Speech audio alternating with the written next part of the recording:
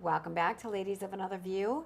And as promised, we're going to talk about electric vehicles, and we're going to talk with somebody who knows a little bit about that, Melissa Ortiz. She is the Senior Advisor for the Abled Americans Project, and that is part of the National Center for Public Policy Research. They have so many good programs. Welcome to the show, Melissa. Thanks for having me. It's great to be here. I saw that you spoke out or wrote about electric vehicles. So, what is your perspective on this? My perspective is that there's no way it's going to work. It I've been an electric wheelchair user for the last 20 years, and the batteries really aren't that much different that are in the car than are on the wheelchair. And my big concern is when it gets cold outside. How are those batteries going to function? Because I know that my wheelchair batteries don't function properly when it's cold outside.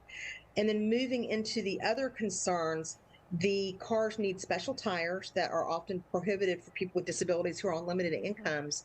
And there's no way for the electric car battery, the EV battery, to handle the weight of the wheelchair plus the weight of the battery plus all the other things that are already on the electric vehicle and maintain a normal charge. So those are my concerns.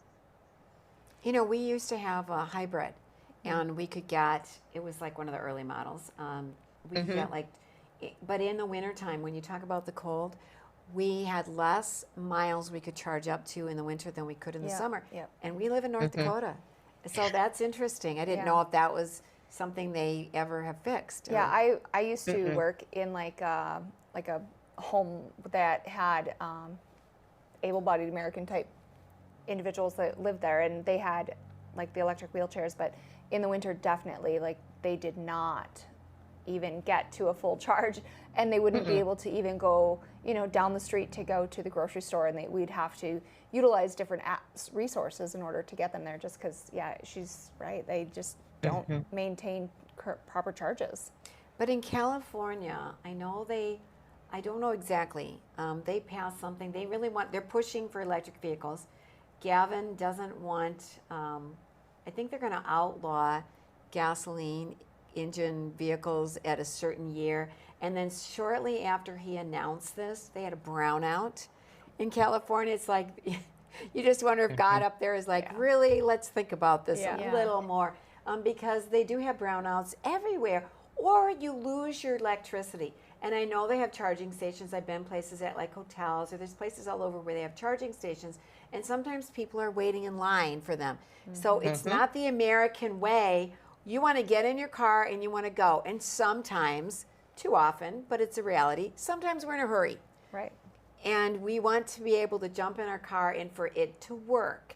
And not because now not only is our refrigerator, all the food's going to go bad, like when are we Right. going to get our electricity on, but I can't charge my car either. Right. I think it's important that the people pushing these types of agendas and wanting this are Mm-hmm. clear and transparent about the difficulties that we're facing or that we will face if they get their way. I think it's important that we're aware and we know about that, because if there is a way to move forward in that sense, those issues have to be addressed and worked out. Your electric bill in California alone is your highest utility. I lived there for over a decade, and that was our largest bill.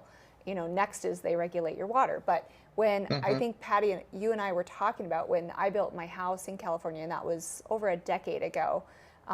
But at that time, when I was filling out my form with the builder, like, what's your wants and needs? One of the questions on one of the pages was, do you need a electric vehicle power cell in your garage? And if so, how many? And they had like 1 and 2 was like, and then, or whatever, however many more.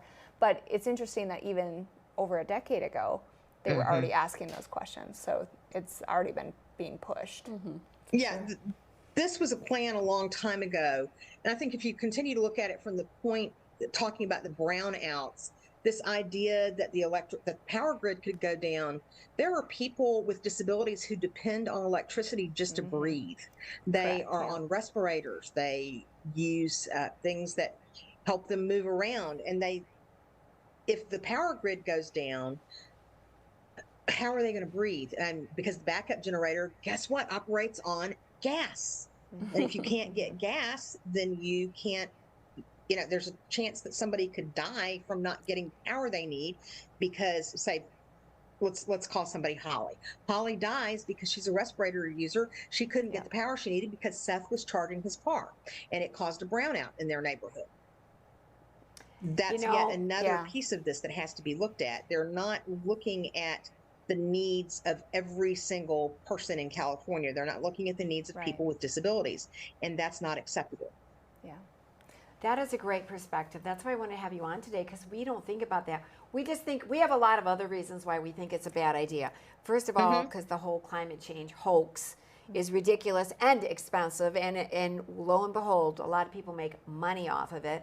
And then coal and gas production is like, okay, now we can't support ourselves, but we'll buy it from other countries. Right. And there's a lot of problem with pollution and child welfare with getting these the batteries, the ingredients in the batteries. Yeah, all of the rare earth minerals. Yeah, it's crazy to see what all you do makes realize that you up. can't replace the batteries with without basically buying a new car. Right, and they're very expensive, and so you would have to wait. Well, you can't, at some point, then you have to get a new battery or a new car, but it's all very expensive. It's very expensive and cost prohibitive to minorities, or not, I didn't mean to say minorities, for people that are economically disadvantaged, because I have had somebody representing minorities here who said, gee, this is ironic. They're always pushing for equity, and for minorities, especially for blacks, but there's a lot of these people that are going to suffer if they keep pushing their global climate hoax, because the people that are in poverty are not going to be able to be a part of this. They can't afford any of it, and it's an interesting perspective.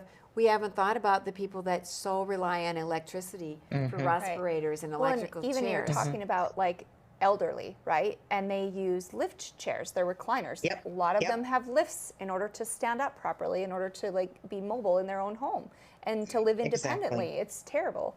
It's just not green at all. Yeah. So they just need to wake up and call it what it really is.